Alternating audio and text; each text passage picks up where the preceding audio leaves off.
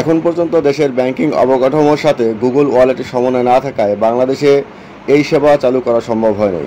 তবে প্রযুক্তিপ্রেমী শহরে ব্যবহারকারীদের মধ্যে এনএফসি পেমেন্ট চাহিদা দিন দিন বাড়ছে। এই উদ্যোগ দেশের আর্থিক লেনদেন খাতে এক নতুন অধ্যায় সূচনা করবে। বহুল প্রতীক্ষার পর বাংলাদেশে আনুষ্ঠানিকভাবে চালু হতে যাচ্ছে গুগলের ডিজিটাল পেমেন্ট সেবা গুগল ওয়ালেট, যা গুগল পে নামেই বেশি পরিচিত। সংশ্লিষ্ট সূত্রগুলো টিবিএসকে জানিয়েছে, আগামী 1 মাসের মধ্যেই দেশের ডিজিটাল লেনদেন ব্যবস্থা এ সেবার কার্যক্রম শুরু করতে যাচ্ছে। এর মধ্য দিয়ে হাতে থাকা স্মার্টফোনই হয়ে উঠবে গ্রাহকদের ডিজিটাল ওয়ালেট।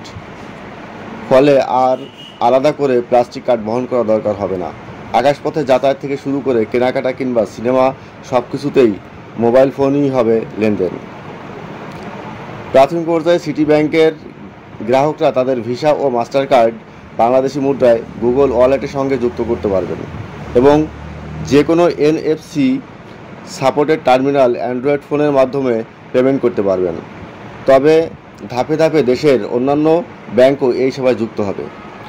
এখন পর্যন্ত দেশের ব্যাংকিং অবকাঠামোর সাথে গুগল ওয়ালেটের সমন্বয় না থাকায় বাংলাদেশে এই সেবা চালু করা সম্ভব হয় নাই। তবে প্রযুক্তিপ্রেমী শহরে ব্যবহারকারীদের মধ্যে এনএফসি পেমেন্ট চাহিদা দিন দিন বাড়ছে। এই উদ্যোগ দেশের আর্থিক লেনদেন খাতে এক নতুন অধ্যায় সূচনা করবে। সিটি ব্যাংক ও গুগল একসাথে এই প্রকল্প বাস্তবায়নের দায়িত্ব নিয়েছে। চালু হলে ব্যবহারকারীরা কন্ট্যাক্টলেস পয়েন্ট অফ সেল টার্মিনালে সহজেই ট্যাপ অ্যান্ড গো পেমেন্ট করতে পারবে, যা তাদের কেনাকাটাকে করবে আরও দ্রুত, নিরাপদ ও আধুনিক।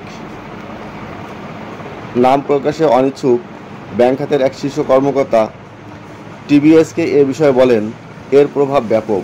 খুচরা লেনদেন সহজ করার পাশাপাশি ই-কমার্স অভিজ্ঞতাও আরও মসৃণ হবে। অন্যান্য ব্যাংক এই পথে এগোলে বাংলাদেশ ডিজিটাল ফাইন্যান্স ইকোসিস্টেম এক নতুন যুগে প্রবেশ করবে। ডিজিটাল কন্ট্যাক্টলেস পেমেন্টের ক্ষেত্রে বেশ এগিয়ে আছে ভারত। 2024 সালের ডিসেম্বরে দেশটির মোট ডিজিটাল লেনদেনের 93% এবং লেনদেন মূল্যের 92% ইউপিআই এর মাধ্যমে হয়েছে। এর মধ্যে গুগল পে একাই লেনদেনের মোট অর্থের 51% এবং মোট লেনদেনের 1/3 নিয়ন্ত্রণ করেছে। এই অগ্রগতি শুধু ভারত নয়, সম্প্রতি 12 মার্চ থেকে পাকিস্তানেও গুগল পে চালু হয়েছে। এছাড়া গুগল পে দক্ষিণ এশিয়ার বাইরে সিঙ্গাপুর, থাইল্যান্ড, ভিয়েতনাম এবং মালয়েশিয়ার মতো দক্ষিণ পূর্ব এশিয়ার দেশগুলোতে ব্যবহৃত হচ্ছে। ডিজিটাল ওয়ালেট সেবাগুলো সাধারণত স্পর্শগত আর্থিক তথ্য ও লেনদেন পরিচালনা করে। তবে সংশ্লিষ্ট সূত্র মতে গুগল ওয়ালেট ব্যবহারকারীদের তথ্য সংরক্ষণ করবে না।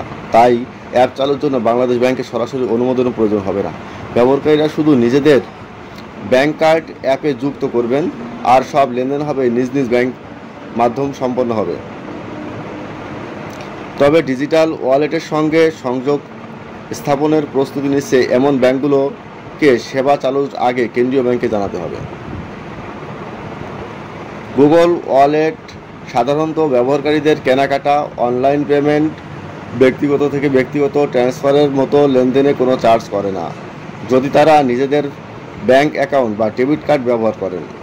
তবে কার্ডধারীর ব্যাংক তাদের নিজস্ব নীতিমালা, কার্ডের ধরন এবং লেনদেনের প্রকৃতির উপর ভিত্তি করে ফি ধার্য করতে পারে। বর্তমান বাংলাদেশে বিকাশ, রকেট, উপায় সহ বিভিন্ন স্থানীয় মোবাইল ফাইন্যান্সিং সার্ভিস প্ল্যাটফর্ম ব্যাপক জনপ্রিয় ও গ্রহণযোগ্য। এছাড়া ক্রেডিট ও ডেবিট কার্ডও ডিজিটাল লেনদেনের জন্য সাধারণত ব্যবহৃত হয়। তবে মোবাইল ফাইন্যান্সিং সার্ভিস প্রদানকারী বাংলাদেশ ব্যাংকের কঠোর নিয়ন্ত্রণে কাজ করে। অপারেটররা জানায় তাদের কাজের ক্ষেত্রে স্পষ্ট নিয়ম নীতি রয়েছে, যা ঠিক করে দেয় তারা কী করতে পারবে, কী করতে পারবে না।